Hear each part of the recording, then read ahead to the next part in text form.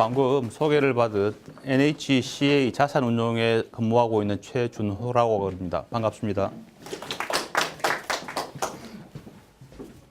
저도 이게 부산 사람이기 때문에 제가 드리는 말씀은 굉장히 쉬울 거고 100% 전달이 될 것 같아요. 서울에서 이렇게 가끔씩 강의를 하게 되면 사투리를 듣다 보니까는 못 알아듣는 경우가 많은데 저는 이 뼛속까지 부산 사람입니다. 이게 부모님 그리고 장인 장모 고향도 부산이에요. 그래서 누구보다도 이게 부산 말을 잘 구사를 하고 부산 정서를 이렇게 제일 잘 이해를 한다고 생각을 합니다.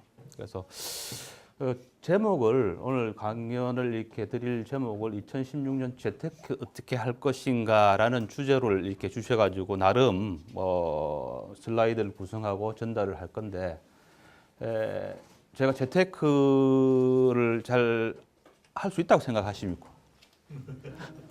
저도 이게 잘 몰라요. 이게 근무를 이렇게 20년 넘게 이렇게 하지만은 이게 해가 갈수록 굉장히 어렵더라고요.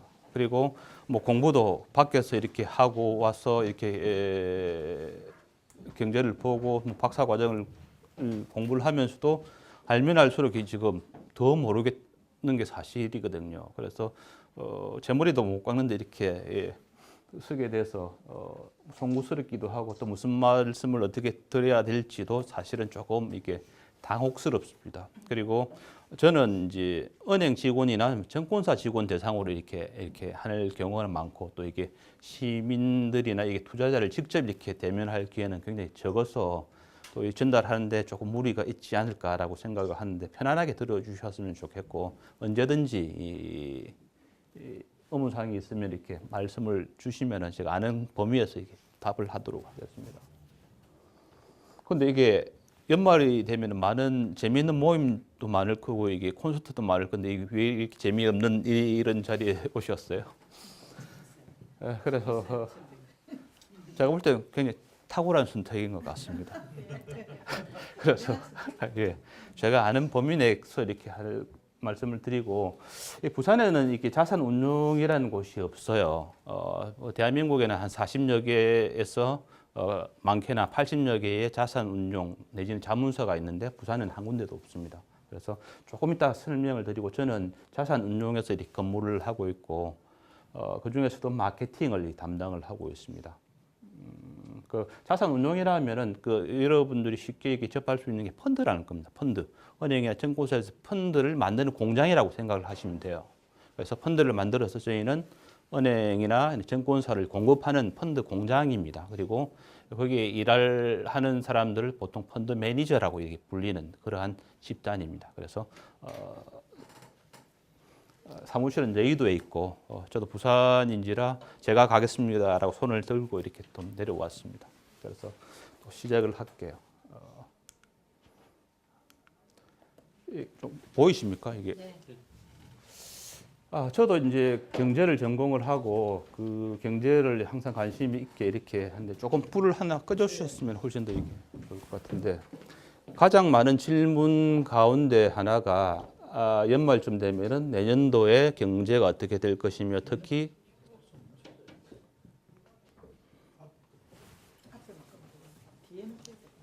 다 같이 꺼지는가? 그래서 그 경제에 대한 또 질문을 이렇게 주시고 특히 주식 시장에 어떻게 될 것인지에 관한 질문을 많이 주시는데 제가 알 수 있다고 생각합니까? 그런 기대를 이렇게 버리셨으면 좋겠고 제가 드리는 말씀은 제가 생각하는 그런 견해를 이렇게 전달을 하려고 노력을 할 거고 그 견해가 아니면 그냥 버리시면 됩니다. 정말 저렇게 생각을 하는구나라고 생각을 해야지 거기에 맞니 안 맞는 이미 따져봐야 그거는 굉장히 의미가 없는 그러한 일이기 때문에 이런 견해를 가지고 있고 또 저뿐만 아니라 여러 전문가가 말씀하시는 그런 상황을 종합적으로 아우르는 게 훨씬 더 현명한 그러한 시장에 대한 그런 자세이자 시각인 것 같습니다. 그래서 저는 이렇게 보고 있어요. 먼저 한국 경제를 이렇게 보기 위해서는 한국 경제 내부적인 그러한 상황이나 정황을 보는 것도 중요하지만은 한국 경제를 알기 위해서는 어디를 봐야 되냐면은 미국을 봐야 되고 중국을 봐야 됩니다. 미국이라면은 선진 시장을 말하는 거고 중국이라면은 이머징 시장을 말합니다. 왜 그럴까요? 우리나라는 소위 말해서 소국 개방 경제입니다. 소국 개방 경제.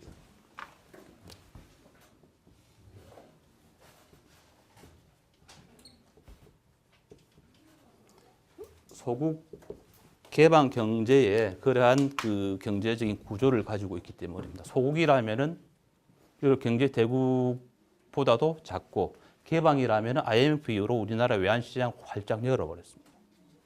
얼마나 작을까요? 우리나라가 뭐 교역량이 세계 뭐 12 정도 이렇게 된다고 하는데 미국의 경제 규모의 한 25분의 1, 중국의 20분의 1, 일본의 10분의 1밖에 안 되는 굉장히 소국입니다. 또 가진 거라고 뭐밖에 없어요? 사람밖에 없어요. 그래서 이 수출로서 먹고 살기 때문에 외환에 이렇게 자유로울 수가 없는 그런 구조이기 때문에 항상 한국 경제를 이렇게 보기 전에는 미국이 어떨까, 중국이 어떨까를 살펴보는 게 올바른 그런 접근인 것 같습니다. 그리고 또 한국을 볼 때는 저는 금리를 가장 중요하게 봅니다. 왜냐하면 금리라는 게 돈값이거든요. 돈값은 어떻게 결정이 되어지냐면은 그 나라의 경제 성장률, 올해 경제가 얼마나 성장을 할 것이며 발전할 것인지 또 물가로 이렇게 구성이 되어 있기 때문에 금리를 잘 안다는 말은 결국은 그 나라의 경제를 잘 안다는 말씀이고 또 물가에 민감하다는 말입니다.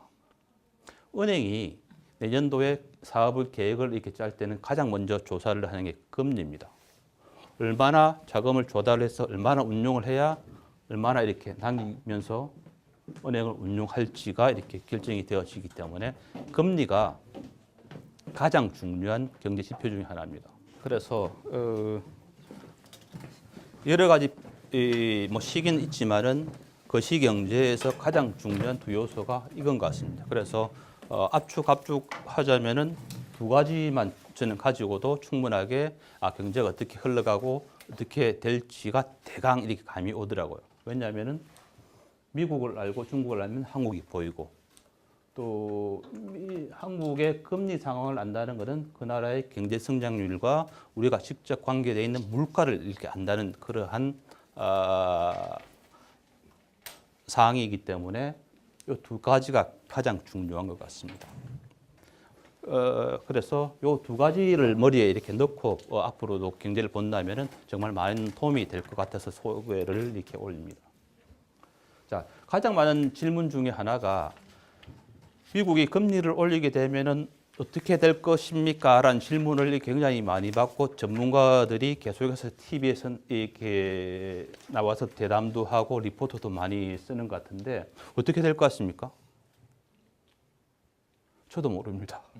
올려봐야 아는데 시장 상황상 그리고 전문가의 의견을 이렇게 종합을 해보면은 미국이 금리를 올린다 하더라도 크게 영향이 없을 것 같다는 게 지금 큰 흐름입니다.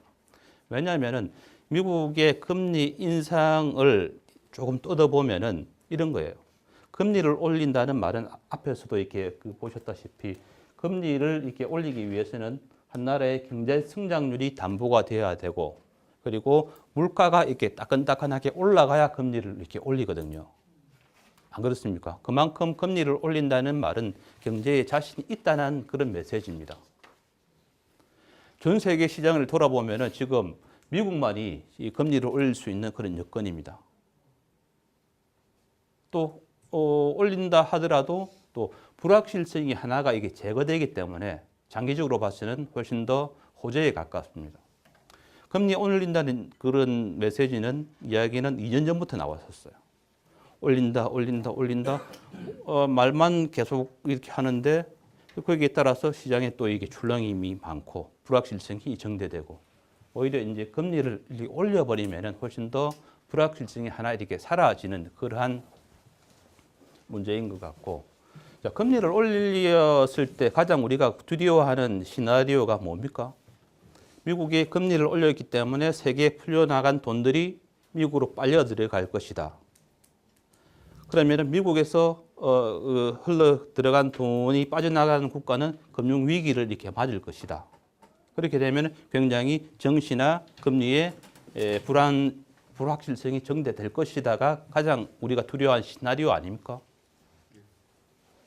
그런데 결론적으로는 그렇게 될 것 같지가 않습니다. 미국이 금리를 올리더라도 유럽, 중국, 미국, 일본을 볼 때 괜찮은 나라가 없어요.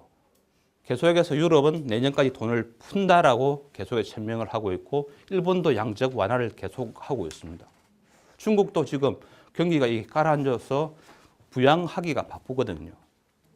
그 말은 미국이 금리를 올려서 돈을 이렇게 흡수하는 것보다도 다른 지역에서 돈을 푸는 양이 훨씬 더 많기 때문에 크게 문제가 없을 것이라는 게 중론입니다.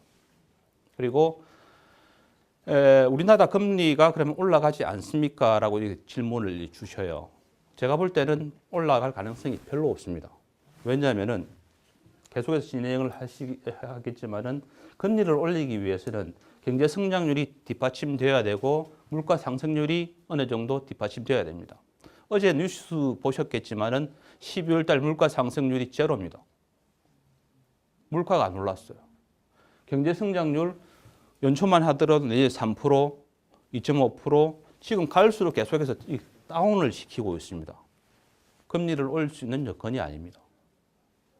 또 내년 총선이 있죠. 여러 가지 정황상으로 볼 때는 금리 인상에 대한 우려는 안 하셔도 됩니다. 그래서 지금 이 할머니인가 아줌마인가는 잘 모르겠는데 세계에서 가장 영향력이 있는 사람입니다. 미국의 오바마 대통령보다도 훨씬 더 영향력이 있는 사람입니다. 왜냐하면 이 입에서 나오는 한마디에 따라서 전 세계 자금이 방향이 결정되면서 자산 배분이 다 결정이 되어버리거든요.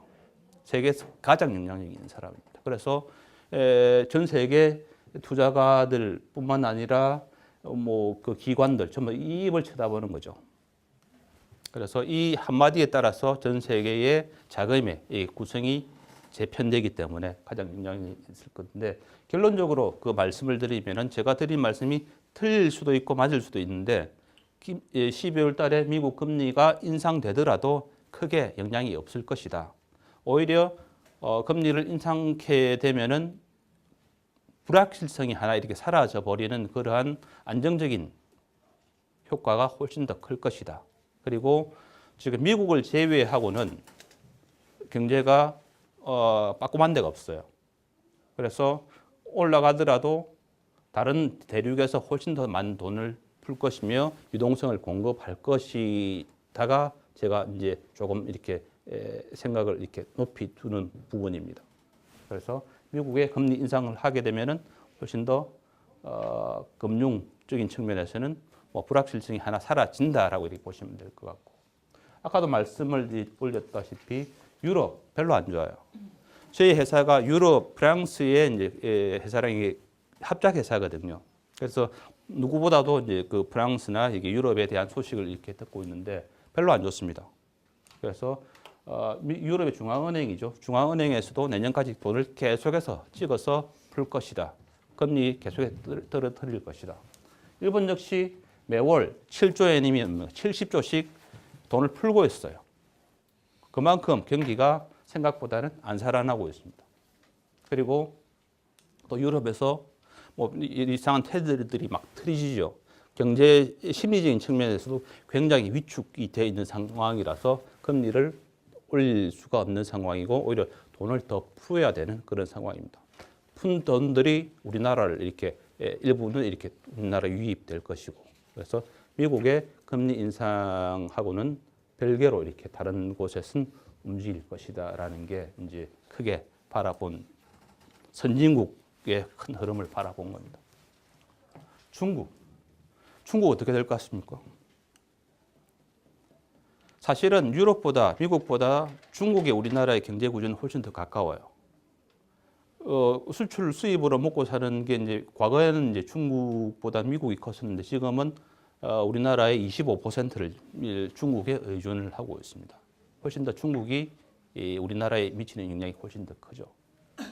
이 잡지는 그 이카나미스트지라는 세계에서 가장 권위 있는 경제 잡지의 최근의 표지 모델입니다. 표지 그 사판대 보시면은 중국이 이렇게 올라가다가 올 중순 그 7, 8월경에 한 조정을 받았죠. 하여튼 이제 계속 떨어지고 있는 추세인데 제 느낌으로는 이게 떨어질 만큼 떨어진 것 같습니다. 그리고 중국 경제에서 더 이상 과거 10%, 9%의 고속 성장을 기대를 할 만한 그러한 이제 시기는 지났고 성장에서 지금은 성숙으로 이렇게 기본적으로 선언을 냈습니다. 올해. 그리고 2021년 이 보니까는 또 굉장히 의미 있는 해인데 중국의 공산당 100주년을 맞는 그런 해고 시진핑의 그런 그 통치 기간이 그때까지 연장이 되기 때문에 21년까지는 중국이 무슨 수를 쓰더라도 고속 성장은 아니지만 성장을 이어갈 것으로 보고 있습니다. 자, 중국을 바라보는 시각이 여러 가지 있는데 제가 느낌으로는 서구의 시각으로는 중국을 바라봐서는 안 된다는 겁니다. 왜냐하면 체제가 틀립니다. 시장 체제도 틀리고 정치 체제도 틀리고 그 말은 자본주의의 그 힘도 작용하지만은 중국에서는 중국의 정부의 의지가 훨씬 더 공산당의 의지가 훨씬 더 강합니다. 그래서 한번 성장을 시킬 수가 있으면은 시킨다고 마음만 먹으면 시킬 수도 있는 나라가 유일하게 중국입니다. 그래서 지금은 어느 정도 조정이 되는 것 같고 조금 더 넓게 본다면은 2011년까지 중국은 경제 성장을 계속해서 이어나갈 것으로 보입니다. 물론 7, 8%의 고속 성장이 아니라 지금은 중속 성장입니다. 중속. 외형적인 이제 몸집을 키우기보다는 내실을 다지는 거죠. 그리고 지금 시진핑이 집권한 지가 3년 정도 되죠. 초기에는 한 3년 정도 되면은 이제 10년간 이렇게 중국은 보통 이게 나라를 다스리는데 3년 정도 되면은 이제 정비 작업을 하고 본격적으로 내년부터 이렇게 아마 중국이 시진핑이 이제 드라이브를 걸 것 같아요. 그래서 2011년까지는 중국은 성장할 여력이 아직까지는 있는 나라고 지구상에 유일하게 이게 양적이나 질적으로 성장할 수 있는 나라입니다. 그래서 중국은 지금 조정을 많이 받고 굉장히 혼란스럽겠지만은 제가 볼 때는 중국을 빼놓고는 재테크를 논할 수 없는 시대에 이미 와버렸습니다. 그리고 최근에 중국 위엔화가 IMF의 SDR로 편입이 됐죠. 그 말은 중국의 위엔화가 미국 달러 다음으로 기축통화로 자리를 잡았습니다. 그 말은 중국의 경제 위상을 공식적으로 확인을 한 그러한 일련의 사건이었죠. 그래서 지금은 중국을 빼놓고는 이야기를 할 수 없고 중국의 고속 성장보다는 중속 성장 그리고 2011년까지는 무슨 수를 썼더라도 시진핑의 그러한 의지가 시장에 반영이 될 것이다. 자, 중국은 후계자를 키울 때 한 10년 전부터 이렇게 키웁니다. 그리고 집권하면 10년간 이렇게 가기 때문에 정치의 안정성이 이렇게 담보되는 나라죠. 우리나라는 어떻습니까? 5년마다 이렇게 바꾸고 이렇게 하기 때문에 정책의 안정성이 담보가 될 수가 없는 그런 구조입니다. 근데 중국은 앞으로 시진핑이 7년 이상 이렇게 그 키를 잡고 있기 때문에 괜찮을 것 같습니다. 그런데 과거의 중국의 그런 그 성장률은 이제는 조금 기대 수준을 낮추는 게 적정한 것 같습니다. 상식적인 수준에서. 제가 말씀을 드리는 것은 상식적인 수준에서 말씀을 드리는 겁니다. 그래서 그 생각이 맞으시면 이렇게 그렇게 생각을 하는구나 이렇게 받아들이시면 되고 아닐 때는 뭐 그냥 버리시면 되기 때문에 편안하게 들어주셨으면 좋겠습니다. 그래서 우리나라를 보기 위해서는 달나라에서 이게 바라보는 시각입니다. 달나라에서 바라보는 시각은 멀리서 이렇게 우리나라를 바라보는 시각이거든요. 그래서 그때는 미국을 봐야 되고 중국을 봐야 되는데 다시 한번 결론을 말씀드리면은 미국 경제가 지구상에서 가장 건실하게 성장을 하고 있는데 내년에 금리를 올릴 것 같아. 12월 달에. 근데 올리더라도 크게 우리나라에 영향은 없을 것 같아. 왜냐하면은 지금 다른 나라를 보니까는 다른 대륙을 보니까는 크게 미국만큼 이렇게 따끈한 데가 없기 때문에 계속 돈을 풀 거고 경기 부양하는데 이렇게 큰 기조를 둘 것이다. 그 다음에 중국. 중국. 과거는 뭐 8%, 9%의 성장을 이렇게 구가해 왔지만은 지금은 한 5% 내외의 적정한 성장을 이렇게 2011년까지 이렇게 할 것 같다. 그리고 그 키는 시진핑이 계속해서 이렇게 안정적으로 운행을 할 것 같다. 그리고 최근 조정을 받은 만큼 받았기 때문에 또 앞으로는 기회는 훨씬 더 많을 것이라는 게 제 생각입니다. 그 다음에 이제 이머징 마켓 중에 주목을 해야 되는 게 여러 나라가 있겠지만 인도입니다. 자, 우리가 이머징이라고 할 때 대표적인 나라가 중국, 인도, 러시아, 브라질이지 않습니까? 소위 말해서 브릭스라는 그러한 내용은 들어보셨을 건데 지금 이머징이 크게 두 가지로 나뉘고 있어요. 러시아나 브라질은 이게 자원을 이렇게 수출해서 먹고 사는 구조입니다. 중국은 과 인도는 내수 시장으로 성장한 나라거든요. 지금 어제도 뉴스도 이렇게 났지만은 지금 석유값이 40달러 이하 떨어졌죠. 원유나 원자재 값이 떨어지면서 가장 힘든 나라가 브라질이고 러시아입니다. 20불까지 떨어지면은 지금 브라질이나 러시아는 국가 디폴트가 나게 되어 있습니다. 그런데 인도는 내수가 워낙 크기 때문에 그런 흔들림이 덜하고 또 최근에 이제 모디라고 하는 인도 총리가 이제 집권을 하면서 인도가 계획을 하고 있는데 쉽게 말해서 이게 인도의 박정희 대통령이라고 생각을 하시면 됩니다. 이분이 이제 대통령으로 집권을 하면서 인도를 지금 질적으로 그리고 체질을 개선하고 있는 중입니다. 그래서 가장 전 세계 투자가들이 주목을 하고 있는 나라가 인도입니다. 2, 3년 전에는 어떻습니까? 브라질에 대한 투자가 굉장히 많았었어요.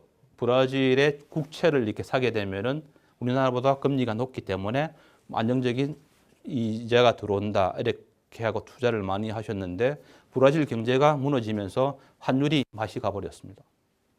환율이 올 초만 보더라도 올 초 대비 지금 보니까는 40% 이상 떨어져요. 환율이. 그래서 국채에서 7%, 8% 이게 수익이 나더라도 환율에서 40%, 50% 깨져 버리니까 전체적으로 지금 브라질에 투자를 했던 투자자들이 엄청난 지금 고통을 받고 있습니다. 그래서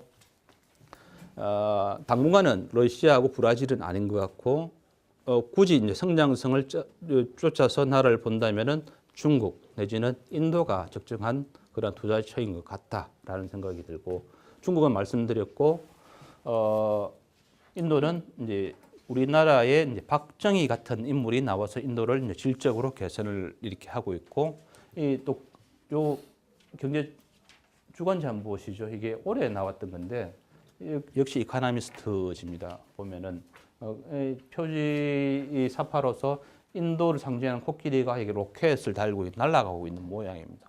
그만큼 인도가 앞으로 이제 중국을 대체할 가능성이 잠재리 큰 나라다. 그래서 단기적으로 접근하시기보다는 좀 장기적인 시각을 갖고 인도를 바라보시면 반드시 좋은 기회가 있을 것으로 이렇게 저희는 보고 있습니다. 그래서 뭐 이런 내용으로 지금 인도를 바꾸고 있다라고 이렇게 봅니다. 여기까지가 이제 전 세계 우리나라 밖에서 벌어지고 있는 그러한 일련의 사태를 본 거죠. 미국이라면은 선진 시장을 말하고 중국이라면은 이머징 시장을 말한다. 전체적으로 다시 한번 요약을 하면은 크게는 이머징 시장보다는 선진 시장이 괜찮을 것 같아. 왜냐하면은 중국보다는 일본이나 유럽이 조금 더 살아날 것 같고 또 러시아나 브라질보다는 인도가 훨씬 더 곽강받는 시장으로 세계에서 자리 잡고 있다. 그래서 내년도 물론 어렵겠지만은 우리나라를 둘러싼 그러한 정체는 그렇게 좀 해서 이렇게 말씀을 드리겠습니다. 그다음에 우리나라입니다. 연말이 되면은 이게 희망찬 이야기를 드리면서 이렇게 밝은 이야기로 이렇게 서로 덕담을 하는 게 과거 이제까지의 연말 분위기였는데 지금은 이렇게 보니까 한 수밖에 안 나오고 지금 제가 아무리 좋게 말씀을 드리고 싶어도 조금 우울한 이야기가 앞으로 진행이 될 겁니다. 물론 제 의견이 틀렸고 제가 보는 시각이 틀리기를 바라는 마음에서 이렇게 드리는데 결론적으로 말씀을 드리면은 해가 갈수록 우리나라의 경제의 기상도는 좀 흐릴 것 같다라는 먼저 그 결론을 말씀드리고 이렇게 한번 보십시오. 최근에 이제 재밌는 이제 중앙일보에서 난 게 그래픽을 제가 갖고 왔는데 보시면은 역대 이제 정권별로 경제 성장률을 이렇게 나타낸 겁니다. 이게 오일 쇼크를 제외하고 이제 80년대부터 보면은 기조적으로 이렇게 어떻습니까? 내려오고 있습니다. 경제 성장률이 떨어지고 있단 말이에요. 계속해서.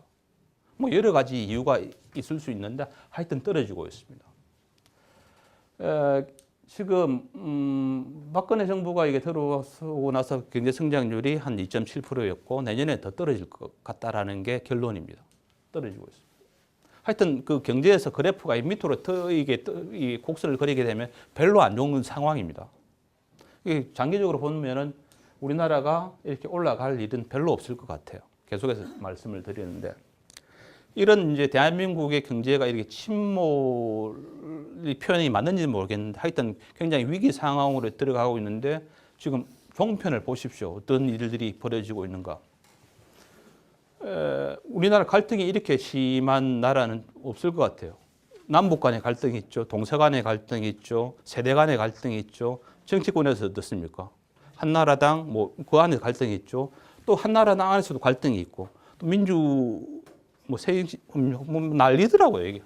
하여튼 뭐 전 세계는 지금 지금 먹고 살기가 바쁜데 지금 제가 볼 때는 배불은 조금 논쟁으로 이렇게 빠져가는 게 굉장히 안타깝고 더더욱이 우리나라 경제 수장이 누굽니까? 최경환 장관이지 않습니까? 장관을 던져버리고 내년에 국회의원 나간다고 이렇게 설치고 있습니다. 제가 볼 때는 굉장히 불행한 국민들인 것 같은데 이런 상황이 계속 지속된다면 경제 성장은 계속해서 떨어지는데 지금 배부른 논쟁으로 이렇게 하고 있으니까 참 안타깝습니다. 그래서 왜 이렇게 하는지를 한번 이렇게 볼게요. 그때는 지금 뭐 전두환 시절이나 김영삼, 노태우 시절 그리고 김대중 시절에는 그나마 경제 성장률이 5% 이상에서 이렇게 형성이 되었었습니다. 그 말은 내가 조금만 이렇게 노력을 하게 되면은 경제가 이렇게 성장하는 데서는 기회가 있고 내가 조금만 움직이면 평균적으로 내 자산이 연 5%씩 성장을 한다는 말입니다. 지금은 그 반도 성장이 안 되는데 그 성장은 또 누가 다 가져갑니까? 1%가 되는 사람이 우리나라의 성장률의 90% 이상을 가져가 버립니다. 그래서 우리는 지금 열심히 살고 있음에도 불구하고 점점 생활은 쪼들려 가고 있고 어려워지고 있습니다. 그래서 돌이켜 보면 그때가 좋았던 것 같은데 또 앞에 남은 날을 보면은 오늘이 가장 좋은 날일지도 모릅니다. 대한민국에서 오늘이 경제적인 상황이죠. 왜냐하면 계속해서 이대로 가다가는 이제 잃어버린 일본의 20년의 전체를 고스란히 밟게 돼 있거든요. 한번 계속해서 이렇게 보도록 하겠습니다. 하여튼 뭐 계속해서 이게 모든 그래프들이 계속해서 떨어지고 있습니다. 수출 떨어지고 있고 하여튼 뭐 산업들로 떨어지고 있고 내년도 경제 성장률을 전부 다 지금 다 수정을 하고 있어요. 수정해서 올리는 게 아니라 수정해서 낮추고 있습니다. 안 좋다는 거죠. 2% 초반대 2%대로 들어왔습니다. 우리나라 인구나 우리나라 경제 규모에서 적정하게 국민들이 살만하다고 느끼는 최소한의 경제 성장률은 한 4% 정도가 돼야 됩니다. 그래야 이게 먹을 게 있는데 지금 이게 떨어지는 2% 상황에서는 먹을 게 없어요.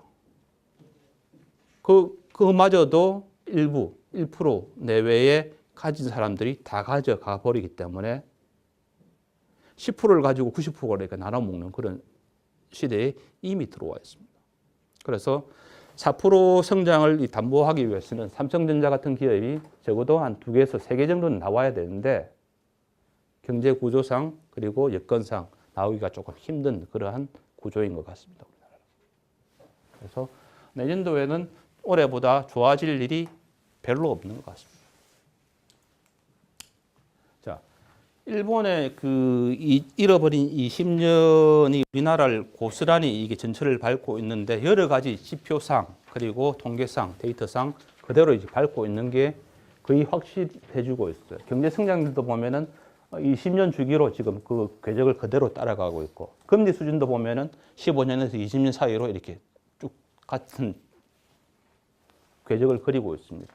그리고 일본의 그 잃어버린 20년에서 나타난 특징이 보면 생산 성저와 고령화, 인플레이션 둔화 그리고 일본이 20년 전에 꺼지기 전에 소득 수준이 보니까 3만 불 정도 되는데 지금 우리는 3만 불입니다.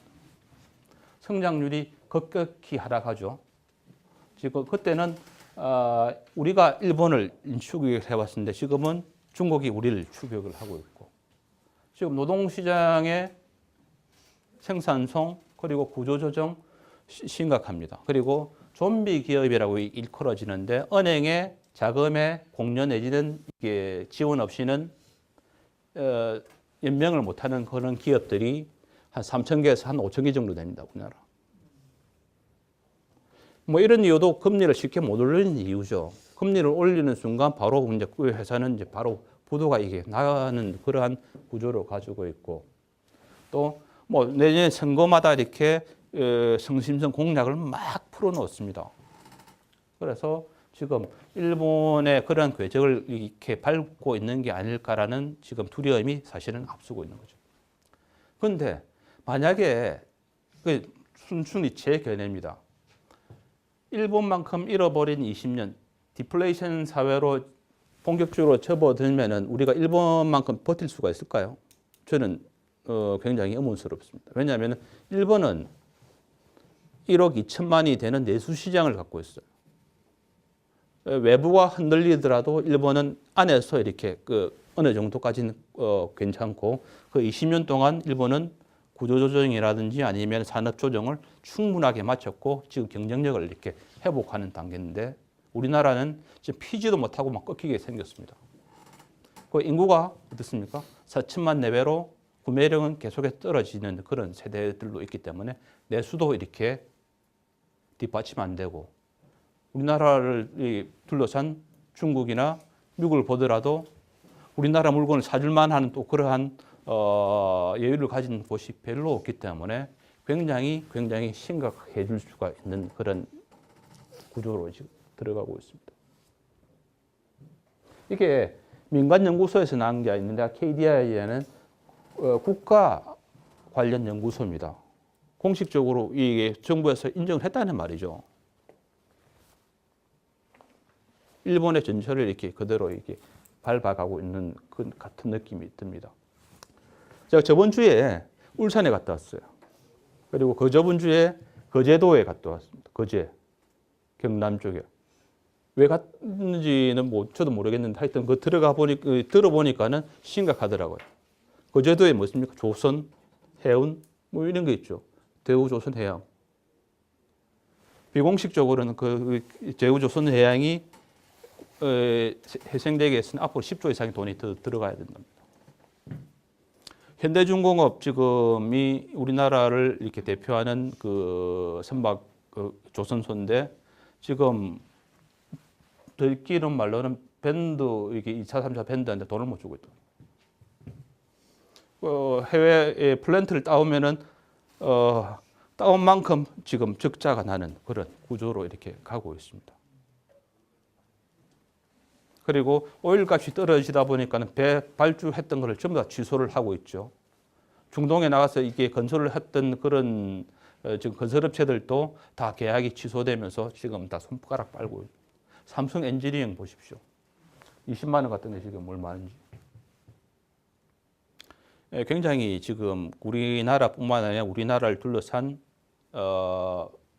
세계의 경제 상황은 생각보다는 훨씬 더 지금 심각한 상황으로 이게 치닫고 있는 것 같습니다. 그래서 지금 일본을 안 닮아가기 위해서 지금 모든 국민들이나 정치인들이 이렇게 머리를 싸매도 이렇게 시원찮을 판에 지금 종편을 틀어보십시오. 이게 굉장히 뭐 그렇습니다. 자, 디플레이션이라고 이렇게 불리는 사회가 일본에 잃어버린 20년이었었어요. 제 말 이게 전달이 잘 되고 있습니까? 네. 부산 사람이기 때문에 이게 잘 전달이 될 겁니다. 왜냐하면 부산 사람이고 부산에 이렇게 와서 부산 사람들을 대상으로 이렇게 이야기를 이렇게 하니까는 저도 훨씬 더 마음이 편하면서 속이 없는 말을 해서 이렇게 걱정이 될 정도로 이제 조금 비관적으로 이야기를 하고 있는데도 불구하고 재밌습니다. 그래서 제 생각은 틀릴 수도 있고 하니까는 다시 한 번 더 이렇게 부탁을 드리는데 균형 있게 들으셨으면 좋겠어요.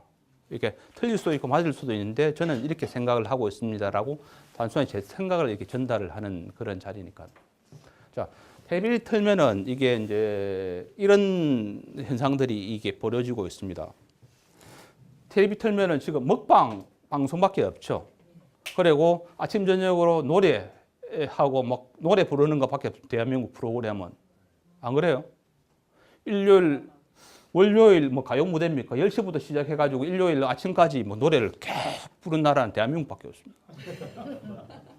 그리고 밥 먹고 나서 텔레비 틀면은 먹방을 뭐 하는 나라는 여러 군데서 하는 나라 우리나라밖에 없는데 일본이 20년 전에 딱 그랬습니다. 왜냐하면 국민들이 이게 낙이 없다 보니까는 먹고 마시고 노는 데밖에는 이렇게 지금 이게 즐거움을 찾을 데가 없거든요. 그리고 1리터 커피 보시면은 돈이 없으니까 막 많이 주면은 그냥 팔리는 겁니다. 질에 관계없이 이게 퀄리티에 관계없이. 그리고 이게 뭐 셀프 주유소가 막 생기고 임금비를 아끼기 위해서 생기고 또 이게 유가가 계속해서 떨어지고 있고 이게 디플레이션 시대에 나타난 전형적인 현상입니다. 일본이 20년 전에 이랬었어요. 그래서 먹방 생기고 노래 부르고 이게 별로 좋은 게 아니에요. 그리고 먹방을 지나가게 되면 또 어떤 요리 프로그램 나올 줄 아십니까? 햇반 그리고 기업에서 1차적으로 만들어진 것을 가지고 요리하는 게 아마 성행할 겁니다. 일본이 그랬었으니까. 왜냐하면 밖에 나가서 예식을 할 여유가 안 되니까는 슈퍼에서 사가지고 그걸 이제 맛있게 먹는 그런 패턴으로 변할 겁니다. 지금은 냉장고에 열어보면 조금 있어서 냉장고를 부탁해서 하지만은 그거마저도 냉장고에 여력이 없으면은 이제 밖에 이제 슈퍼에 가가지고 햇반 가지고 이제 맛있게 해먹는 그런 요리들이 계속해서 나올 겁니다. 이게 잃어버린 20년의 디플레이션 시대의 전형적인 사회 현상이에요. 그리고 여기는 실어놨는데 광고는 어떻습니까? 러시안 캐시 뭐 이런 것들이 막 할 겁니다. 제2금융권에서 이게 돈을 못 빌리니까는 이제 그런 데서 이제 막 돈을 막 빌려주면서 이렇게 하는 게 전형적인 이제 디플레이션 시대. 제가 그 제목을 달기로는 고혈압보다 무서운 경제 재라입이 디플레이션입니다. 이 깔아놓는 거거든요, 디플레이션이. 사람도 이게 마찬가지입니다. 고혈압은 치료가 될 수 있어요. 약을 먹으면서 이렇게 조심하면 이게 할 수 있는데 저혈압 걸리면 바로 가버립니다. 저혈압이 훨씬 더 무섭습니다. 안 그래요? 그렇습니다. 그래서 경제도 이렇게 혈압이 이게 급격하게 떨어지는 현상을 디플레이션이라고 조금 달아오는 사랑은 인플레이션이라고 말을 합니다. 당분간 그 뉴스에서 인플레이션이라는 단어를 이렇게 듣기가 힘들 겁니다. 어쩌면은 영원히 못 들을지도 몰라요. 학교 다닐 때는 인플레이션이 굉장히 나쁘다고 배웠었거든요, 저희는. 근데 디플레이션이 나쁜가, 인플레이션이 나쁜가라고 물어봤을 때는 둘 다 나쁘지만은 디플레이션이 훨씬 더 나빠요, 질적으로. 사람을 서서히 말려주는 겁니다, 이게 모든 경제 주체들을. 그래서 이런 현상으로 볼 때도 굉장히 조금 이미 우리나라는 디플레이션에 진입이 된 것 같아요. 디플레이션 왜 무섭냐? 한번 이게 빠져버리면 헤어날 수가 없는 그런 구조를 가지고 있기 때문에 그래요. 자, 경제 침체가 되면서 자산 가격이 하락하죠. 하락하다 보니까는 소비가 위축되죠. 소비가 위축되니까는 상품 가격이 하락하죠. 상품 가격이 하락하다 보니 공장에 기계를 못 돌리다 보니까는 생산 뽑을 수가 없죠. 이런 악순환이 계속되는 게 일본의 20년입니다. 그나마 일본은 이게 소비 시장이라도 있었지. 그러고 일본이 안 좋을 때는 밖에가 좋았었어요. 중국, 유럽, 한국이 좋았기 때문에 그나마 빨리 회복이 될 수 있는데 우리나라는 불행히도 우리나라 안 좋은데 밖에가 더 안 좋게 지금 변하고 있기 때문에 만약에 지금 박근혜 대통령이 골든 타임이라고 이렇게 표현을 하는데 놓쳐버리면은 훨씬 더 심각할 수가 있을 것 같습니다. 제가 볼 때는. 그래서 인플레이션이 이렇게 무섭다. 일본은 이거를 극복하기 위해 20년이 걸렸다. 자, 그 다음에 3조 시대예요. 3조 시대. 저성장 말씀을 했죠. 저물가, 저금리가 디플레이션을 이렇게 나타내는 가장 대표적인 현상입니다. 자, 경제 성장은 떨어진다고 말씀을 했었고 저물가, 물가 보시면 기름값 보시면 알 겁니다. 올해 성장률이 1% 미만일 거고 12월 달에 물가 상승률이 제로였었어요. 기름값 계속해서 떨어지는 거 보십시오. 오늘 기름을 넣었는데 부산에서 1,300원대더라고요. 맞죠? 대한민국에 제일 싼 데는 1,200원대도 벌써 나타나고 있습니다. 계속해서 떨어지고 있습니다. 저금리다 보니까는 돈들이 시중에 많이 풀려서 이렇게 버블을 형성하고 있는데 이 그림도 보시면은 버블이 이게 터지고 나서 이렇게 나타나는 현상을 나타낸 겁니다. 유럽은 어떻습니까? 남부 유럽이 국가 디폴트 부채로 이렇게 넘어가는 거죠. 미국의 서프라임은 가계부채. 우리나라의 IMF는 기업부채. 그리고 러시아나 중남미는 국가부채. 이런 대로 이렇게 터지게 되어 있습니다. 돈이 많이 몰리고 과열되면 반드시 터지게 되어 있는데 그런데 우리나라에서 유일하게 거품이 안 터진 곳이 있어요. 어딜까요? 자산 중에 부동산입니다. 이게 우리나라의 최근 50년간의 상승률을 나타낸 건데 깜짝 놀라실 거예요. 자, 이 보시면은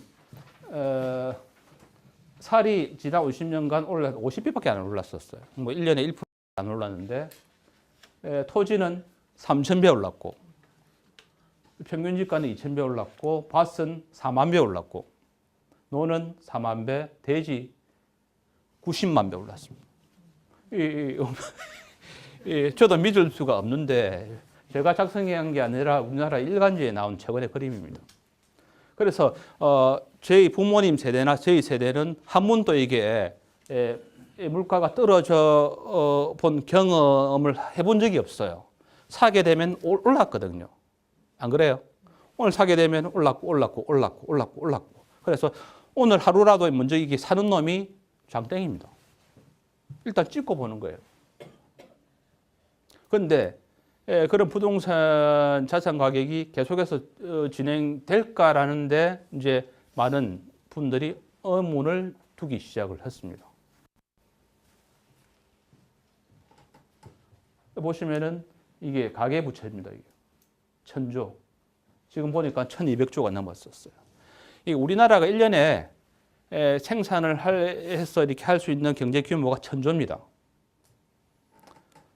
새 빠지게 생산을 할 수 있는 1,000조인데 그 가계부채가 그거를 훨씬 더 넘었었습니다. 훨씬 더 빠르게 넘었었습니다. 대부분이 가계부채는 뭐 산다고 빚을 냅니까? 부동산. 그래서 늙어가고 부채는 쌓여가고 한 번도 터진 적이 없고 부동산은 대마불사라는 이게 이런 믿음이 있죠. 우리 부모님 세대나 하여튼 그 삼촌 세대를 보면은 부동산이 망한 적은 없다라는 믿음이 굳건한 믿음인데 바로 이런 현상이었고 이게 꺾이게 되면은 심각해질 수가 있습니다. 가게만 자빠지는 게 아니라 은행 다 자빠집니다. 자, 일본이 그 거품이 터졌을 때 상업용 부동산은 심한 데는 90%까지 날아갔습니다.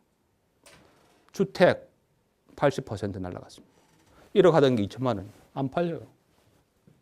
그 전에 먼저 꺼진 게 있죠. 골프장 회원권이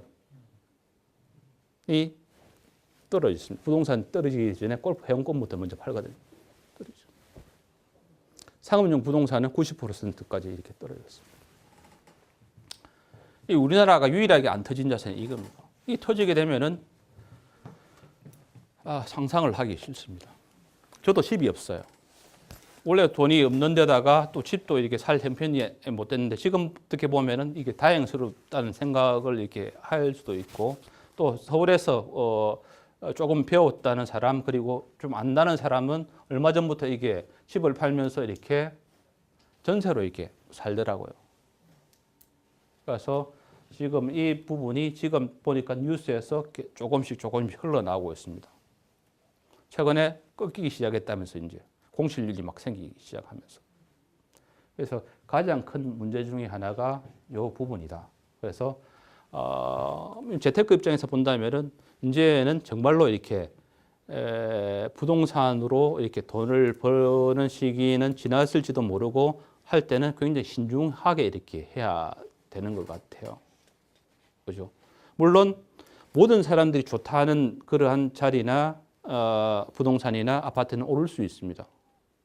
모든 사람이 좋게 생각하는 데는 오르고 이거 아닌데라고 할 때는 이렇게 양극화가 급격하게 벌어질 것 같습니다. 이렇게. 그러니까 괜히 이렇게 잘 모르면은 그냥 이렇게 조금 거리를 두면서 지켜보는 게 훨씬 더 나을 것 같습니다. 이런 모든 것들이 어디에서 기인을 할까요? 가장 중요한 이런 경제의 변화 내지는 사회의 변화는 제가 생각할 때는 인구 구조에서 온다고 생각이 돼요. 왜냐하면 경제 활동도 시장도 모든 사람들이 참여해서 이루어 나가는 그러한 유기체라면은 결국은 사람이거든요. 사람이 어떤 모습으로 어떻게 분포가 되어 있는지를 보는 게 뭐 인구 피라미드라는 건데 이걸 보면은 앞으로의 대한민국이 조금 보일 것 같습니다. 2010년도에 우리나라의 인구가 분포되어 있는 모양입니다. 근데 원래 피라미드라면은 이게 밑변이 넓어야 되는 거 아닌가요? 우리가 배울 때는 이렇게 배웠죠. 그런데 점점 이게 밑이 줄어들고 있습니다. 이게 위로, 이게 이제 이분들은 가시게 되면 이분들이 계속 올라가서 역삼각형으로 바뀌는 거죠. 역삼각형 생각을 해보십시오. 이게 안정적인 구조인지 아니면 불안한 구조인지. 굉장히 불안한 구조. 말씀을 조금 드리면은 이때가 1차 베이비 부모 세대입니다. 소위 말하는 58년 개띠. 왜 58년 개띠라는 줄 아십니까? 예? 이게 길에 가다가 딱 부딪히면은 개띠라 58년생이라. 그만큼 인구 1차 베이비 부모 세대의 정점이 58년생이 제일 많습니다.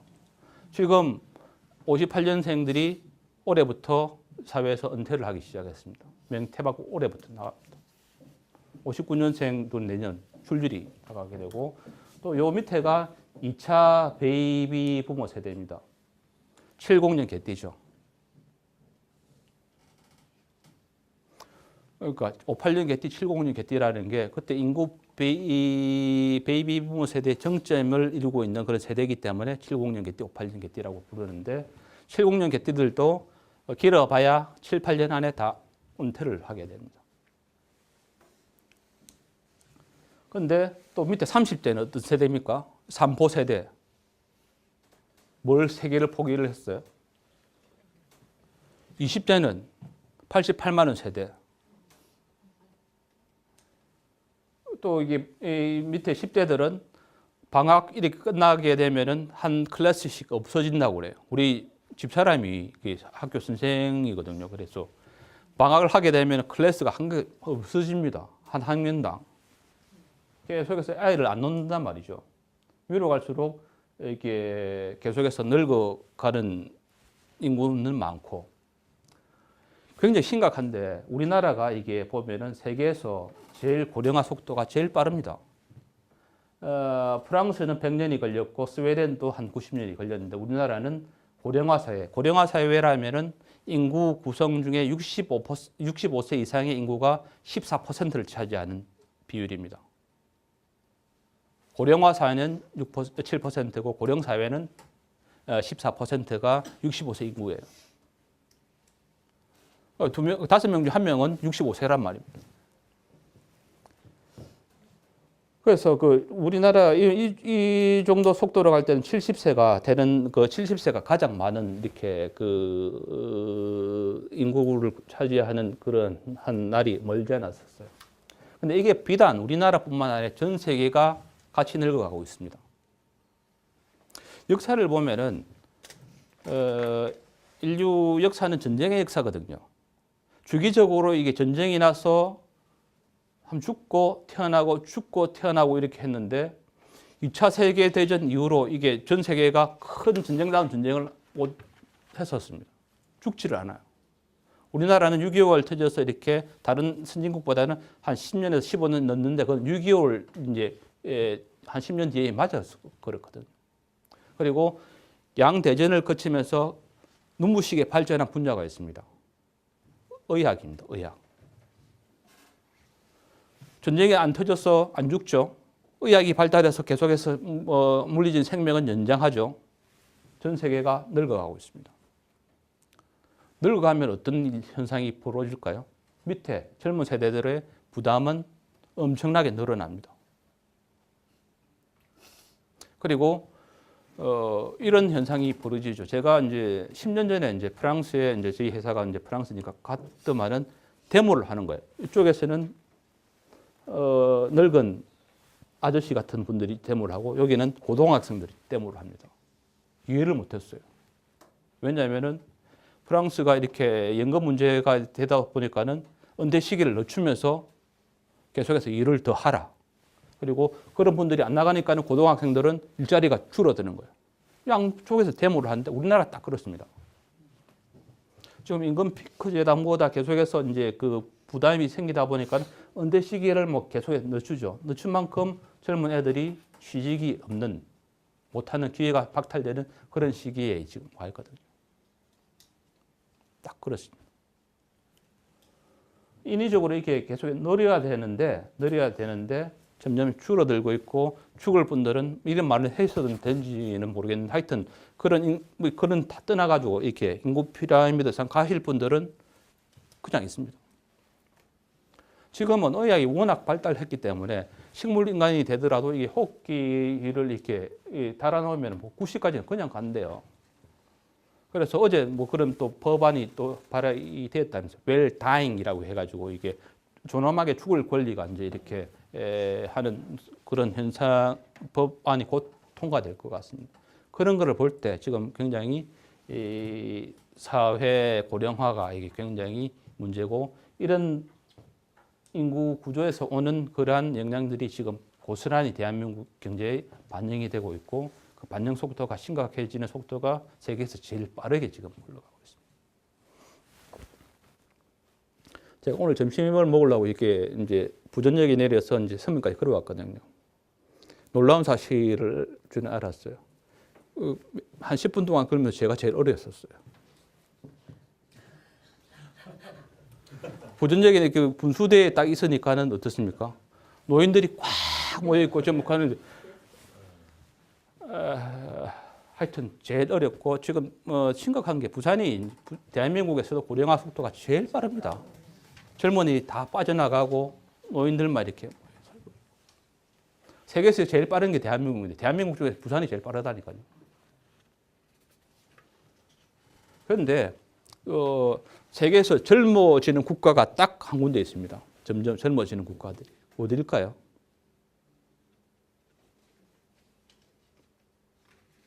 미국입니다.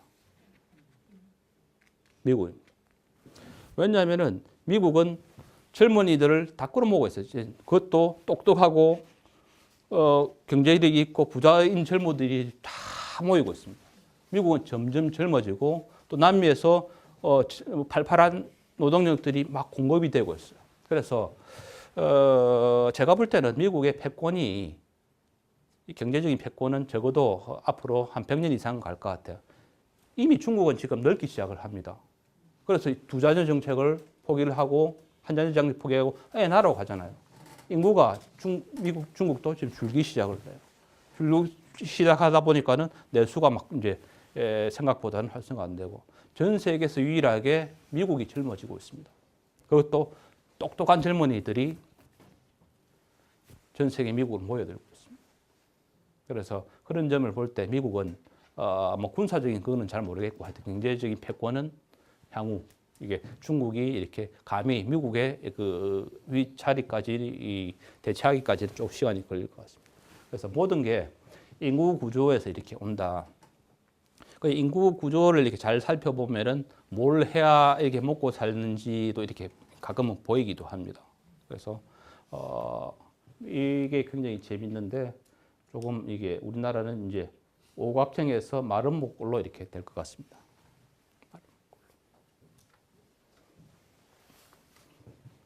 그래서 굉장히 여러 측면에서 조금 암울한 생각들로 이렇게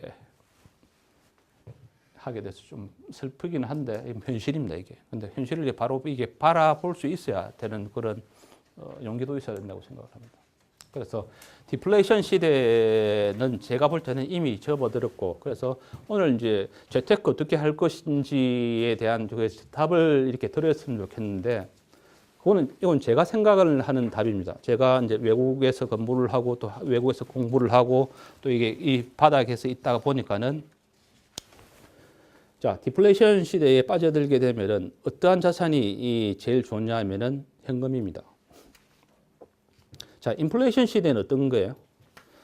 오늘 이게 100원 하던 게 내일 150원, 모레 200원 하던 그런 시대였잖아요. 인플레이션 물가가 오른다는 말은. 이때 제일 장땡이는 물건을 딱 이게 갖고 있는 놈이 제일 부자가 될 가능성이 많습니다. 왜냐하면 물가는 계속 오르기 때문에. 현금을 갖고 있는 바보입니다. 왜냐하면 구매력이 계속 떨어지기 때문에 인플레이션 시대에서는 물품, 부동산 이게 왕이었죠. 그런데 반대로 물가가 계속해서 떨어지는 그런 시대는 디플레이션 시대라고 그래요. 그러면은 오늘 100원 하던 게 내일 90원, 90원 하는 게 내일 모레는 80원, 그 모레는 50원 이렇게 떨어지는 게 디플레이션 시대죠. 그러면 어떤 놈이 왕입니까? 현금을 갖고 있는 사람이 왕입니다. 왜냐하면 현금이 이자가 이렇게 없더라도 구매력은 훨씬 높아지거든요. 오늘 100원 하던 게 내일 50원 하니까 오늘 살 걸 내일 2개를 살 수 있거든요. 그래서 소비를 계속해서 미루게 됩니다. 소비가 미루다 보니까 아까 그 표에서도 나왔다시피 내수가 죽고 내수가 죽은 만큼도 공장이 안 돌아가고 안 돌아가다 보니까는 또 고용이 이렇게 안 이루어지는 그런 악순환에 빠지는 거예요. 그래서 우리가 디플레이션 시대를 피할 수 없다면은 내라도 좀 살아야 되지 않겠습니까? 다 같이 죽을 수는 없으니까는. 그러면은 좀 생각을 이제 해보는 거죠. 그럼 내가 어떠한 자산을 이렇게 가지고 있어야 되는지를 생각해 볼 때는 현금이 왕입니다. 부동산 갖고 있으면 많으니까 안 팔리는데. 앞으로 보유세는 계속해서 늘어날 겁니다. 세원이 없거든요. 부동산 세금 계속 더 높이 갈 수밖에 없어요. 또 그래는 안 되죠. 뭐 있으면서 이게 자빠지는 경우가 많을 거고, 그때는 현금이 왕입니다. 그래서 디플레이션 시대는 현금이 왕이다. 그리고 현금보다도 사실은 더 좋은 게 있어요. 현금은 갖고 있으면은 이자를 못 넣잖아요. 은행에 안 넣으면은. 근데 이자도 생기고 내가 언제든지 현금화 될 수 있는 자산도 있고 게다가 안전하기까지 한 자산이 있습니다. 그건 뭘까요? 대한민국 정부에서 발행한 국채입니다. 대한민국 국채만큼 안전한 자산이 없어요. 왜냐하면 정부가 이게 국채라는 게 원리금을 보증한 게 국채지 않습니까? 그래서 선진국을 보면은 주식시장보다 채권시장이 훨씬 더 큽니다. 왜냐하면 늙어가다 보니까는 늙어간 사람들이 가입하는 금융상품은 뭡니까? 연금, 보험, 장기상품이고 그런 연금이나 보험 회사에서 운용하는 자산은 대부분 그 나라에서 발행한 국채나 채권으로밖에 운용할 수 없는 그런 구조거든요. 그리고 또 채권에 또 굉장한 또 매력이 있는데 금리가 떨어지게 되면은 채권 가격은 오르게 되어 있습니다. 그 관계를 아시는지 모르겠는데 금리가 떨어질수록 내가 미리 사놓은 채권 가격은 오르게 됩니다. 그리고 어떤 자산이 많이 오르냐? 그 듀레이션이라고 하는데 듀레이션이 긴 장기채일수록 금리가 떨어질 때 많이 올라요. 단기채보다는. 그래서 돈이 조금씩 여유가 생기면은 은행에 예금할 이유가 전혀 없습니다. 바로 채권을 그냥 사는 겁니다. 국채, 그것도 10년짜리 국채, 20년짜리 국채, 30년짜리 국채. 우리나라 지금 국채 시장은 3년짜리 국채 시장이 지금 대표적인 시장인데 미국은 20년에서 30년, 일본은 10년에서 20년. 우리나라 지금 방향이 10년짜리 국채를 키우는 게 정부의 기본적인 방향입니다.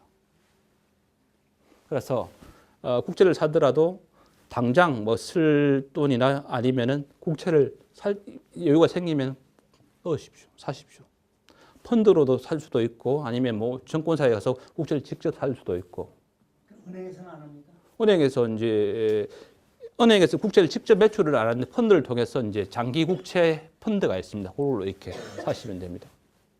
그러니까 보통 우리가 그 금융 상품을 말할 때 상품의 세 가지 특징을 말합니다. 황금성, 안정성, 그리고 뭡니까? 수익성. 이게 말하죠. 세 개의 상품인데 지금 이 시대에서는 대한민국 국채만큼 매력적인 자산이 없습니다. 자, 미국의 금리를 올리게 되면은 주식시장 몰릴까요? 아닙니다. 세계 경제 불안할수록 국채에 몰리게 됩니다.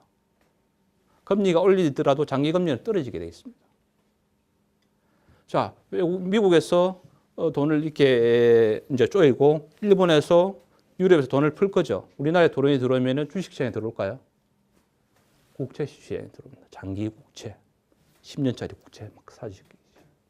그래서 오히려 금리가 떨어질 수가 있습니다. 금리가 떨어지게 되면은 국채를 보유한 나는 올라가죠. 그리고 중간에 금리가 이렇게 올라가더라도 그냥 만기 때 찾으면 손실이 전혀 없습니다. 국채는 중간에 팔라고 할 때 금리가 오르게 되면 이제 손실이 날 수도 있는데 그냥 만기 보유를 하게 되면은 손실은 안 납니다. 또 이게 금리가 이렇게 오르게 되면은 그때는 박앤세일을 한다고 생각하시고 또 이렇게 국채에 넣으시면은 그만큼 안전 자산이 없습니다. 자, 은행은 지금 솔직히 말해 사양 산업입니다. 어떤 회사가 금융기관 중에서 크냐? 보험회사가 큽니다. 유럽에 가면은 딱 보험회사가 여러 금융기관 중에 왕입니다. 제일 많은 자산을 가지고 있고 제일 이렇게 그 성장을 하고 됩니다. 우리나라 국민연금이 불과 얼마 전까지만 하더라도 350조인데 얼마 전에 500조를 넘었습니다. 그만큼 돈들이 장기적인 연금이나 보험 형태로 돈이 모이게 될 거고 그런 돈들은 국채로밖에는 운용할 수밖에 없는 그런 구조를 갖고 있기 때문에 여러분들도 은행에 뭐 예금하는 것도 좋지만은 조금 더 장기적으로 이렇게 보면은 넣으십시오. 애 명이나 아니면 자식 명이나 아니면 손자 명의로 이렇게 국채를 꾸준하게 사십시오.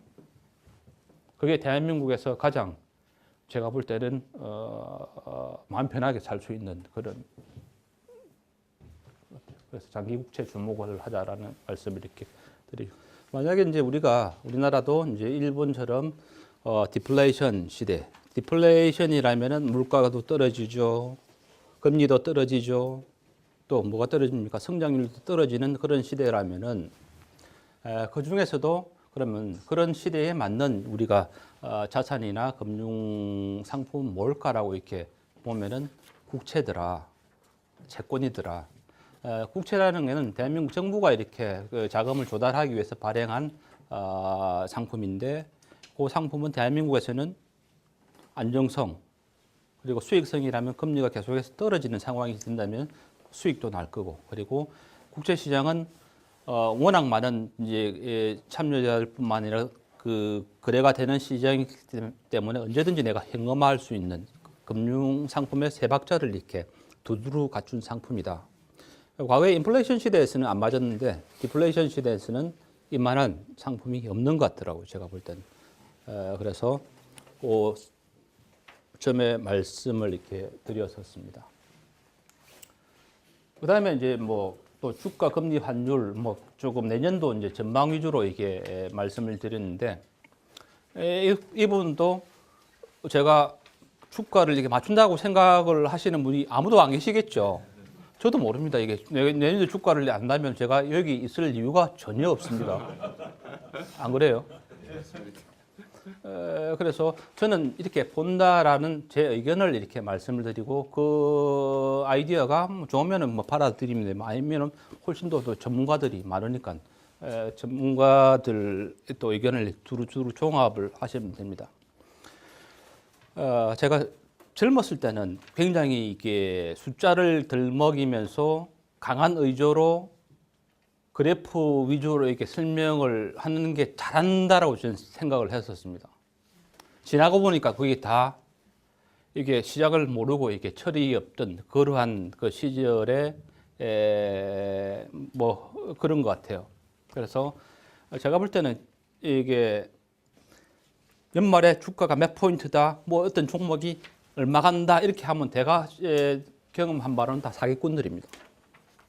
그래서 이게 제가 두루뭉실하게 말을 드리겠지만은 자본시장에서는 그 단기적인 그러한 지표나 지수의 움직임보다는 장기적인 흐름을 이렇게 읽는 게 훨씬 더 중요합니다. 그래서 가급적이면은 달나라에서 우리나라를 바라보는 그런 시각으로 이렇게 바라봤으면 좋겠습니다. 그리고 증권사는 주식을 어떻게 보냐면 5일 단위로 와요. 5일 단위로. 5일 단위 움직임에 사고 팔아야 먹고 자는 그런 구조고, 자산운용사는 한 1년 단위로 이렇게 움직임을 보는 거고, 보험회사나 큰 연기금은 뭐 10년 단위 이렇게 보는 그런 시각을 갖고 있기 때문에 제 느낌은 이렇게 멀리 바라보면 바라볼수록 훨씬 더 마음이 편하더라. 그리고 맞출 확률도 훨씬 더 이렇게 높아집니다. 그래서 그런 시각 위주로 이렇게 말씀을 이렇게 드리려고 합니다. 그래서 주가, 금리, 환율, 원자재 이렇게 쓰는데 이게 경제지표의 4대 지표입니다. 가격이죠. 그래서 그 위주로 말씀을 드리겠습니다. 아까 금리 말씀을 드렸다시피 금리를 볼 때는 뭘 봐야 되냐 하면은 아까 금리를 어떻게 구성이 된다고 말씀을 드렸습니까? 맞습니다. 금리를 보려면은 경제 성장률과 물가 상승률을 보면은 금리의 움직임이 99% 설명이 됩니다. 그래서 경제 성장률 어떻습니까? 우리나라 내년도 경제 성장률이 좋아질 것 같습니까? 별로 안 좋아질 가능성이 훨씬 더 많은 것 같아요. 계속해서 떨어뜨리고 있습니다. 물가 지금 그 휘발유를 넣어 보십시오. 물가 계속 떨어지고 있습니다. 그렇다면은 두 개의 합인 금리는 떨어질 가능성이 많습니다. 또 부채는 갈수록 이렇게 커져가기 때문에 금리를 조금만 올리게 되면은 자빠지는 기업 그리고 가게가 속출할 겁니다. 그래서 쉽게 이렇게 금리를 올릴 수 있는 구조는 못 됩니다. 오히려 금리를 이렇게 떨어뜨려야 되는 그런 시기가 대한민국의 그런 시기입니다. 그렇다면은 금리가 떨어진다면은 채권을 갖고 있으면 나는 수익이 나는 거죠. 떨어질 때. 그 관계는 기회가 있으면 말씀을 드리는데, 채권은 하여튼 금리가 샀을 때보다 금리가 떨어지게 되면 채권 가격은 오르게 돼 있는 그런 구조이기 때문에 금리 떨어집니다. 그리고 미국이 금리를 올린다고 하더라도 우리나라의 금리가 따라 올라갈 개연성은 더더욱 적습니다. 또 미국의 금리라 하면은 단기 금리를 말하는 겁니다. 장기 금리가 아니라 단기 금리. 단기 금리가 뭐 오를지 모르지만은 세계 돈들이 미국에 몰린다면은 결국은 장기 국채 쪽으로 돈이 몰릴 거고, 몰리게 되면은 채권 가격은 오를 거고 금리는 떨어질 겁니다. 장기금리는 떨어지게 되어 있습니다. 미국뿐만 아니라 유럽, 일본, 중국 계속해서 돈을 푸는 정책을 갈 겁니다. 그 돈들이 주식시장으로 일부 가겠지만은 주식시장보다는 안전한 금융자산인 국채 쪽으로 흘러갈 가능성이 큽니다. 왜냐하면 내년에는 워낙 이 불확실성이 정제되는 그러한 해가 될 거니까요. 불확실할 때는 돈의 속성상 안전한 잔수로 모이게 되겠습니다. 그게 바로 국채입니다. 국채. 그래서 미국의 국채, 그리고 대한민국에서는 대한민국의 국채. 국채 중에서도 만기가 긴 국채를 이렇게 여유가 될 때마다 이렇게 조금씩 이렇게 관심을 가지시면 좋은 그림일 거고. 자, 한 가지 제가 다는 건데 1년짜리 정기예금이 5%를 볼 수 있는 우리가 살아생전에 볼 수 있을까요? 저는 없는데 저는 이게 손을 겁니다. 없습니다. 5%가 되기 위해서는 경제 성장률이 제가 볼 때는 적어도 잠재 성장률 4% 이상이 이렇게 담보가 돼야 되는데 대한민국 잠재 성장률이라면은 가장 이상적으로 성장할 수 있는 그런 성장률을 잠재 성장률이라는데 지금 2%대, 1%대도 이렇게 하기 힘들어요. 그래서 정기예금이 뭐 오를 수는 있겠지만은 과거처럼 5%, 10%씩 오를 일은 없다. 여러 가지 이유를 들어서 말씀을 드렸습니다. 인구 구조, 그리고 산업 구조, 그리고 우리나라를 둘러싼 세계의 변화, 뭐 이런 걸 볼 때 정기예금으로 이렇게 돈을 이렇게 벌겠다. 그거는 접는 게 낫습니다. 그래서 금리는 떨어질 거고 또 한 번 더 이렇게 연내에 인하할지도 모릅니다. 그리고 이렇게 하여튼 인하가 안 되더라도 올리는 방향으로는 못할 것이다. 이게 우리나라의 2007년부터 보면 전부 다 이렇게 내려오는 추세입니다. 금리의 방향은 결국은 경제 성장률의 방향과 일치합니다. 왜냐하면 경제 성장 금리를 이루고 있는 가장 중요한 부분이 경제 성장률이거든요. 경제 성장률이 계속해서 떨어진다고 말을 했을 때 결국은 금리도 일본처럼 제로 금리로 갈 수밖에 없는 구조일 거다. 근데 제로 금리를 받고 왜 살까? 살 수 있을까? 일본인들이, 유럽인들이. 그거는 물가가 계속해서 떨어지기 때문에 금리에 안 주더라도 구매력은 상대적으로 올라가기 때문에 살 수 있는 겁니다. 금융기관이 이렇게 영위가 되는 거고. 그래서 앞으로 금리가 물론 올라갈 가능성이 있겠지만 과거처럼 이렇게 올라갈 가능성은 없다. 말씀을 드리고 주식시장. 이거는 이 정황을 봐서는 올해만큼 재미가 없을 거다. 지금 우리나라의 주식시장 크게 보면은 박스권을 지금 한 6년째 이렇게 안에서 움직이고 있습니다. 하단 한 1900, 상단 2100, 뭐 이렇게 움직이고 있는데 역시 내년에도 이 안에서, 이 박스권 안에서 움직일 것이다. 가장 중요한 게 우리나라의 기업들이 벌어들인 이익을 보면 됩니다. 별로 좋을 게 없어요. 왜냐하면은 우리나라는 물건을 이렇게 해외에서 팔아서 먹고 사는 나라인데 우리나라 물건을 사줄 그러한 구매력을 가진 나라들이 지금 많지 않아요. 그래서 기업의 이익은 이렇게 줄어들 거고 기업의 이익의 합이 주식시장이라면은 상식적인 수준에서 역시 요 안에서 이게 놀 가능성이 많다. 그게 뭐 1900에서 2200 정도 될 거다. 그래서 그 중간쯤이 얼마입니까? 한 2050 정도 됩니까? 그래서 2000 밑에서는 주식시장 쌉니다. 그래서 샀다가 2000 넘으면 팔고 이렇게 하면 됩니다. 자, 가장 큰 잘못된 믿음 중에 하나가 장기 투자를 이렇게 권유를 합니다. 장기 투자를 하게 되면은 이익이 난다, 주식시장에서는. 그런데 장이 이렇게 행보할 때는 장기 투자는 답이 아니에요. 장기 투자는 결국에는 이제 이 박스권을 뚫고 이제 올라갈 때 이 수익이 나는데 박스권에서 놓을 때는 넣었다 뺐다 하면 수익률을 쌓아가야 됩니다. 그래서 그 기준이 한 2000선 밑에서는 싸다. 그리고 2000선 이렇게 넘어가게 되면은 작게 먹고 이렇게 또 수익 기회를 노리는 게 훨씬 더 제가 볼 때 시장에 바람직하게 대응하는 방법입니다. 그래서 적립식 투자 이렇게 많이 권하는데 적립식 투자도 이렇게 박스권의 흐름을 보일 때는 답이 아닙니다. 그래서 일정한 수익률을 이렇게 시현했다면은 이렇게 수익률을 거두고 다시 넣고 이렇게 해야 되는데 일정한 수익률 내지는 적정한 목표 수익률이 주식시장에서는 얼마냐는 개인마다 틀릴 건데 통상적으로 정기예금의 한 2배에서 3배 정도 보면 됩니다. 선진시장에서. 그러면 지금 우리나라 정기예금이 2%지 않습니까? 2%에서 그러면 2배에서 3배 하면 4%에서 6%가 주식시장에 투자를 했을 때 내가 기대하는 수익률이 가장 합리적인 수익률입니다. 과거처럼 10%, 20% 그런 장 없습니다.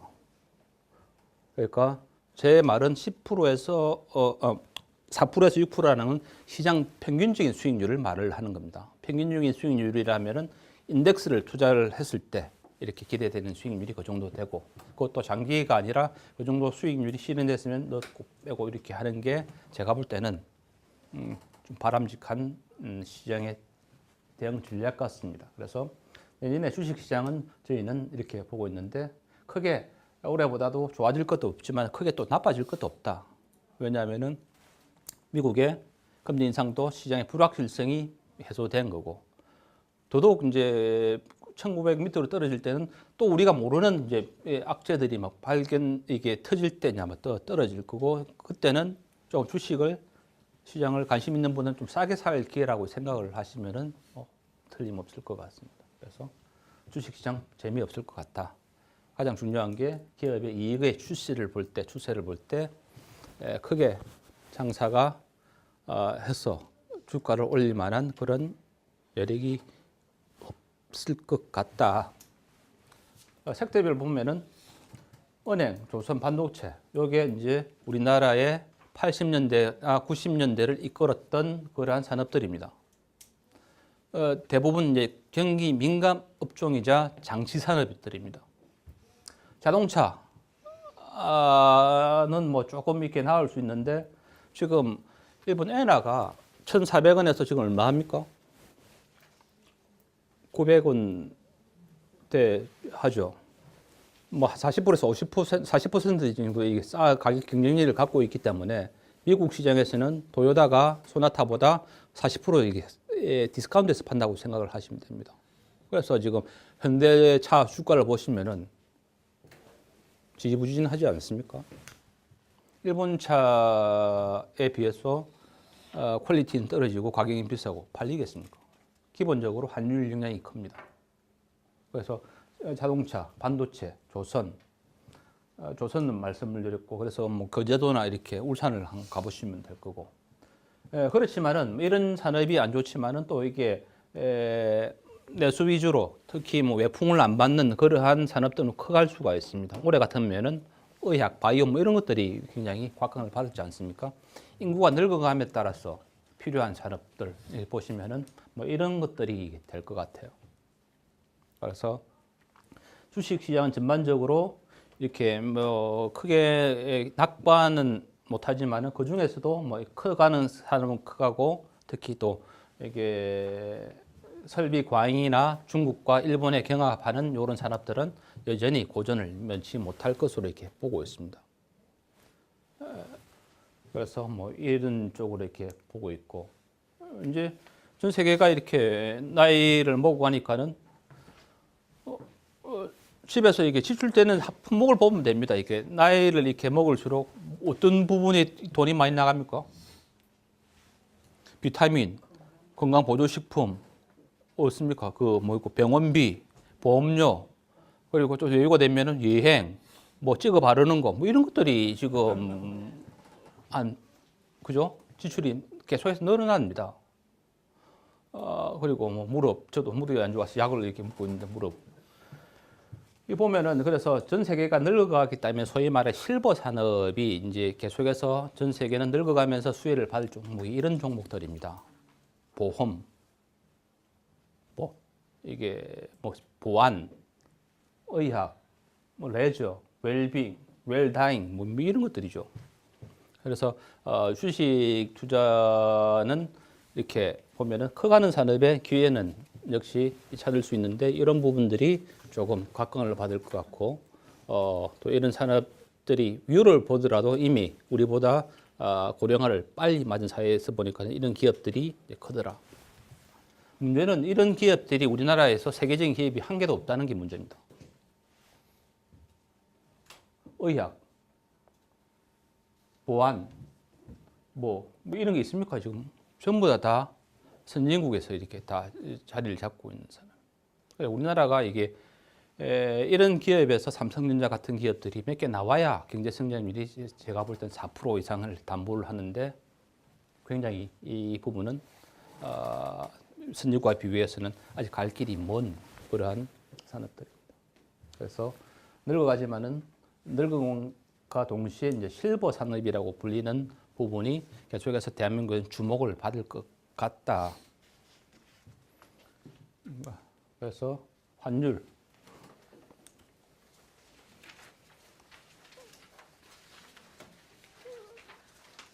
이렇게 달러 주십니다. 달러.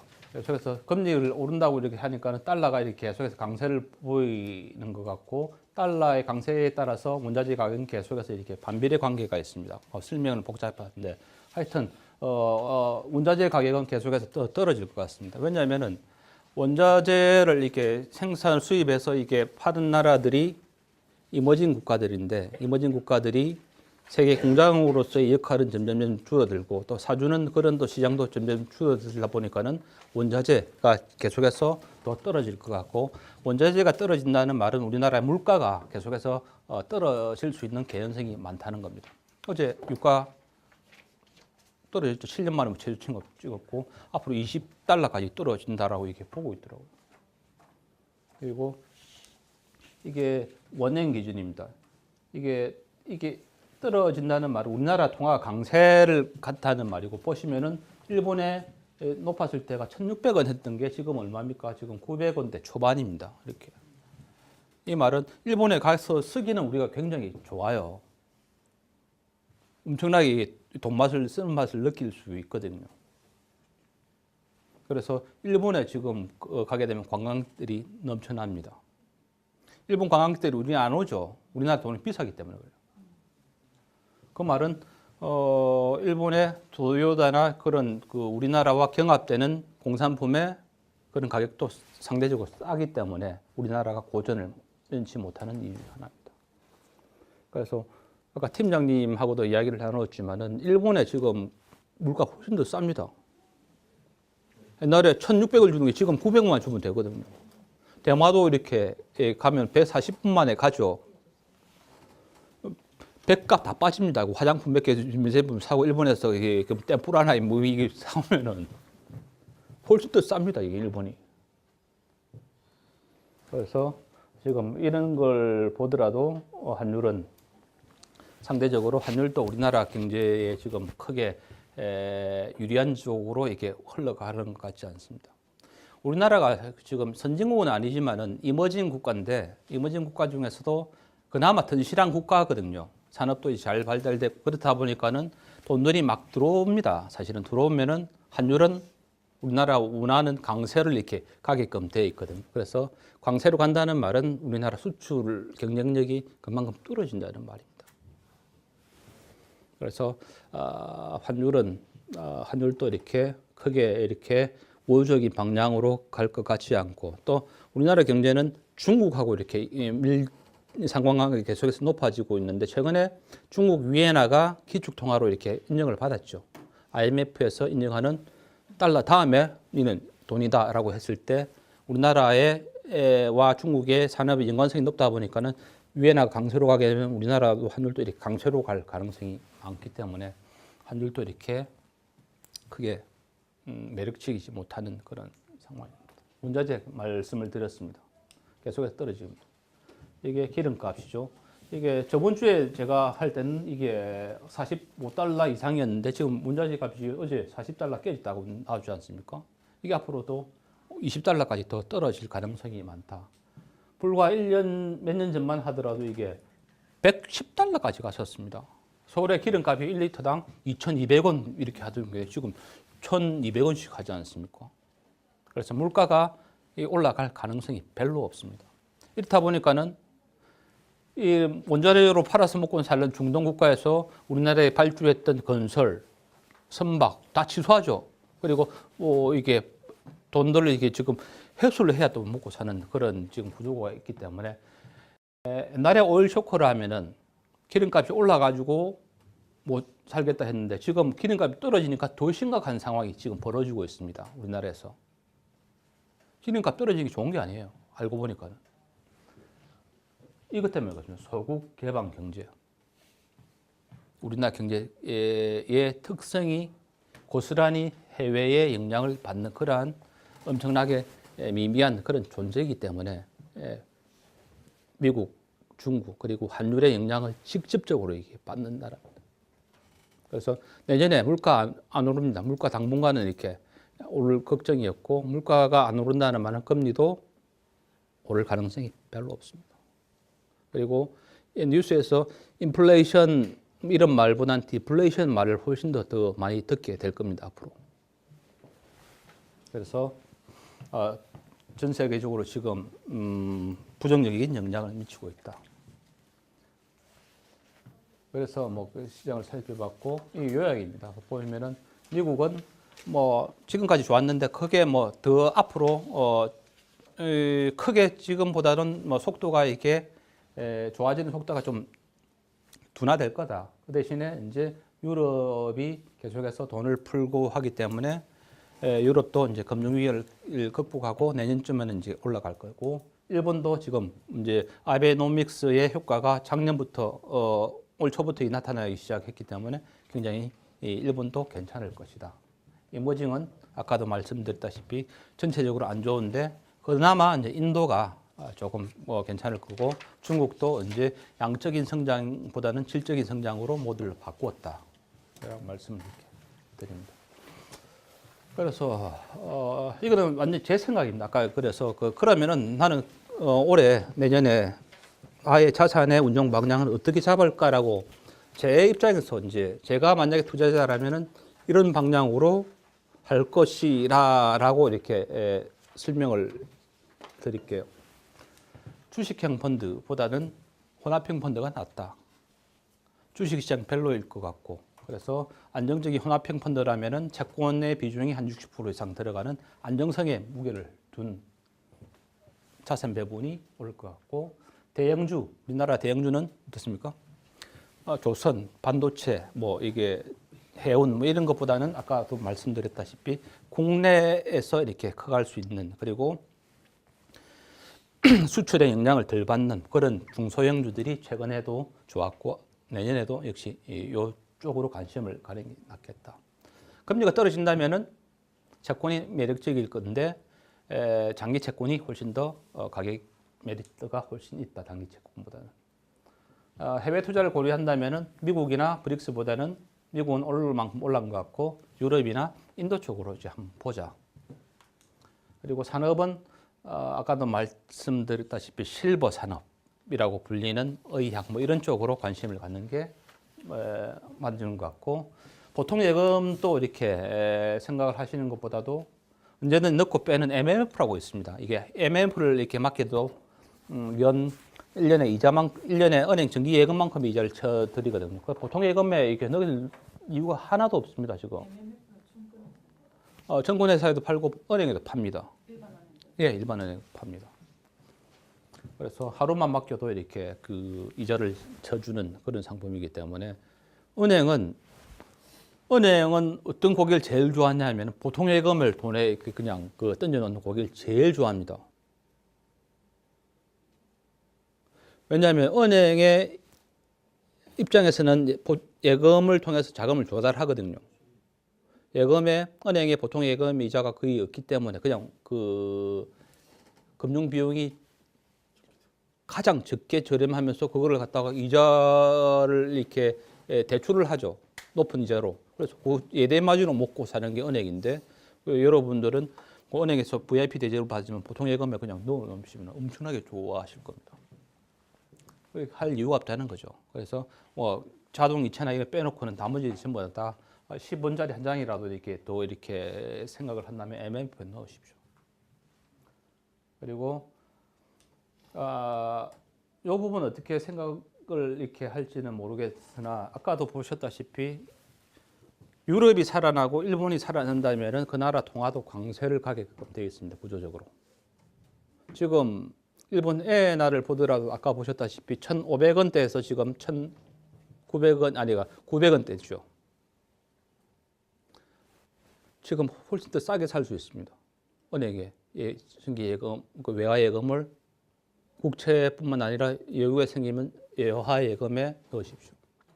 강남에서 보니까는 사모님들이 작년에 돈 많은 사모님들이 890원, 880원 할 때 외화 예금에 수십억씩 넣더라고요. 저 이해를 못했습니다. 근데 알고 보니까는 그 부분들의 선택이 맞았습니다. 최근에 1,000원까지 갔었거든요. 1,000원까지 갔다가 다시 950원 이렇게 하는데 수익률이 얼마입니까? 900원에서 1,000원 가더라도 11%입니다.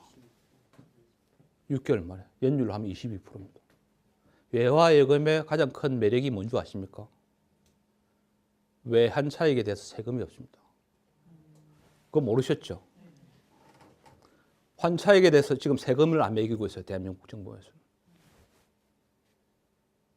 그래서 외환 살 때 여유가 될 때 조금씩 사놓고 팔면 됩니다. 저는 엔화 예금을 보고 900원대 초반에 사가지고 보니까 1,000원까지 갔다가 안 팔고 지금 970원 정도 이렇게 할 겁니다. 7% 나왔습니다. 7% 이게 내려면은 은행 보통 예금을 몇 년 넣어야 되는지 아십니까? 세금 떼고 7%면 10년 넣어야 됩니다. 지금. 그러니까 환율의 움직임을 이렇게 쭉 보면은 엄청나게 수익률을 올릴 기회가 많습니다. 유로화 보십시오. 1,600원 하다가 지금 얼마인지 그냥 보십시오. 카나다 달러 보십시오. 지금 달러는 계속해서 오르고 있기 때문에 좀 그런데 여유가 있고 훨씬 더 이렇게 장기적인 안목을 가진다면은 외화예금 이게 굉장히 매력적인 투자처입니다.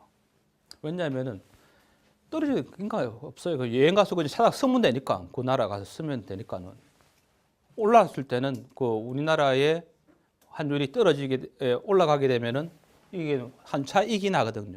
바꾸면 됩니다. 세금도 없어요. 세금도 한차익에 대해서는. 외화 예금은 전 금융기관에서 다 은행에서.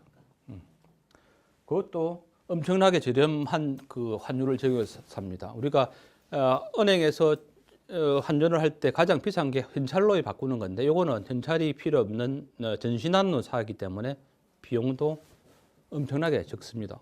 그냥 달러 이렇게 예금, 엔화, 유로화, 카나다. 전 세 개를 이렇게 그냥 생길 때마다 넣고 있습니다.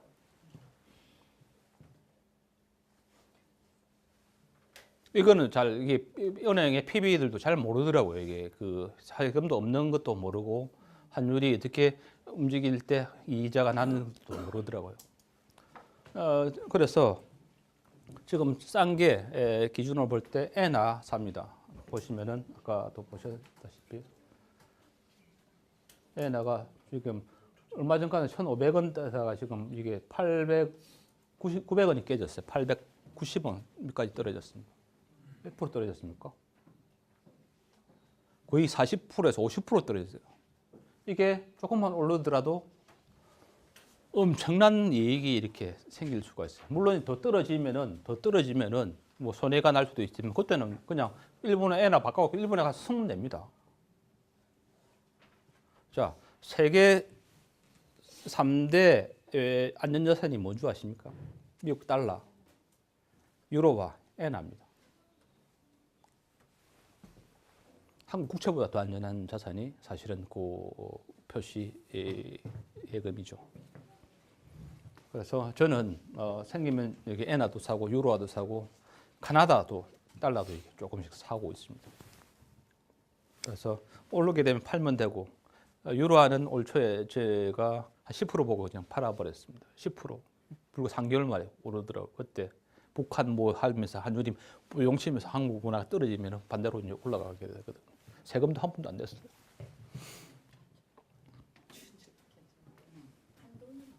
한도 없습니다. 없습니다. 그래서 외환을 조금만 아시면은 이게 훨씬 더 이렇게 매력적인 기회가 많을 수도 있다. 그래서 쉽게 할 수도 있고 은행에 가셔가지고 가입을 하면 됩니다. 그래서 여윳돈으로 생기는 족조 이렇게 하시면 되고. 예, 예. 그래서 지금 조정을 받을 만큼 받았습니다. 또 예나 그 환율의 특징이 한번 이 기세를 타게 되면은 잘 꺾이지 않은 거예요. 쭉 올라가고 쭉 떨어지고. 지금 한 4년간 조정을 받았기 때문에 제가 볼 때는 엔화 굉장히 매력적입니다. 유로가 매력적이에요. 카나다 달러 매력적이에요.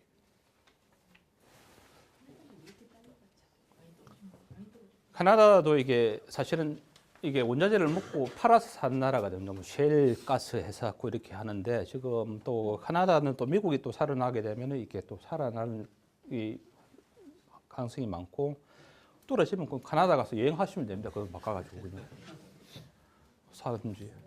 그래서 지금 그리스하고 스페인 때문에 좀 불안합니다. 어디? 유로가. 그러니까 훨씬 더 떨어졌기 때문에 그 1,600원, 1,800원 하던 게 지금 얼마입니까? 지금 그러니까 하니까 얼마 떨어졌습니까? 조정을 받았고 지금 유럽이 이제 조금 살아나기 시작을 하니까는 살아나면서 유로화가 올라갈 겁니다. 그때는 앉아서 한 차익을 고스란히 이렇게 저희가 누릴 수도 있죠. 세금 없이. 그래서 이 이야기는 잘 안 하는데 제가 오늘 완전 한금을 캐가가. 해서 했습니다. 그래서 제가 볼 때는 이게 투자는 제가 볼 때는 가장 좋은 게 마음 편한 게 최고입니다. 마음 편한 게 최고예요. 조금 더 먹자고 잠을 설쳐가면서 하는 거는 별로 안 좋아요. 그래서 그 제가 하는 위주로 이렇게 말씀을 이렇게 드렸던 것 같습니다. 그래서 크게 저는 이렇게 말하고 다른 데 가서는 여기까지만 말합니다. 왜냐하면 이 부분은 우리 회사에서 취급을 안 하는 부분이기 때문에. 외화 예금은 은행의 영역입니다. 이 부분은 우리 펀드 회사의 영역이고. 근데 저는 이쪽으로도 조금 신경을 쓰시는 게 재미있지 않느냐. 그래서 또 투자에는 또 철칙이 있죠. 아무리 좋더라도 한쪽에 몰빵하면 안 됩니다. 그죠? 제가 이렇게 했다고 엔화 예금이 몰빵해란 말이 아니고 균형 잡게끔 이렇게 분배를 해란 말이에요. 자산 배분이죠. 자산 배분. 자산 배분이란 말은 좋아 보이는데 조금 더 비중을 좀 높이는 게 자산 배분입니다. 그래서 이런 쪽으로 그 큰 틀을 잡고 내년에 하시면은 될 것 같다. 그래서 뒤에 저희가 상품을 취급하는 상품이 이게 내년에 이제 주력으로 팔 상품을 저희가 나름대로 얘기했습니다. 이렇게 선진국 시장, 아까 말씀드렸죠. 유럽 시장이 내년에 괜찮을 것 같고, 미국 금리 인상을 하더라도 뭐 크게 영향이 없을 것 같아. 그래서 이런 쪽으로 금리 인상에 따라서 수혜를 받는 종목에 투자를 하는 상품이 있고, 또 대형주보다는 중소형주가 지금 각광을 받고 있고 검증이 되어 있는 상품이다. 그리고 이게 혼합형입니다. 채권의 비중이 높은 혼합형으로 이렇게 한번 보자. 그리고 글로벌 수령 노령에 따른 수혜로 실버 에이지라는 상품을 저희가 유럽에서 운용하고 있는 걸 최근에 갖고 왔습니다. 론칭을 시켰습니다. 그리고 국채 10년이 있어요. 농협이나 부산은행이 있으면 국채 10년이 있습니다. 그래서 국채 10년 장기적으로 생기는 족족 이렇게 넣으시면 되고, 여기는 빠졌지만은 보시고 외화 예금도 굉장히 매력적인 상품으로서 이렇게 역할을 할 수 있는 부분이다. 저는 돈을 얼마 못 받지만은 다 넣습니다. 왜냐하면 저희가 만든 상품이기 때문에 넣어야 관심을 갖고 이렇게 하기 때문에 이렇게 넣고, 또 외화 예금도 이렇게 조선님 넣고 이렇게 하고 있습니다. 그래서 저희 회사는 NH 농협이 60%고 프랑스의 크레딧 아그리콜이라는 금융그룹입니다. 유럽에서 가장 큰데 우리나라는 영국계, 미국계 회사가 워낙 이게 지명도가 높다 보니까는 잘 사실은 안 알려져 있는데 골프 치시는 분은 많이 아닙니다. 프랑스의 알스톰 오픈할 때 아문디가 메인 스폰서입니다. 보시면 이제 아문디를 보시고 이제 유럽의 골프 채널 보시면 많이 나타날 겁니다. 그래서 저희는 지금 한 30조가 넘었어요. 지금 한국에서 운용하는 규모가 한 30조 정도 되고 한 7위 정도 이렇게 합니다. 수익이익 한 100억대 나고 무엇보다도 이게 부실 자산을 이렇게 저희는 한 번도 이렇게 담은 적이 없고 뭐 건강으로부터 이게 재전을 받은 적이 없는 그런 회사입니다.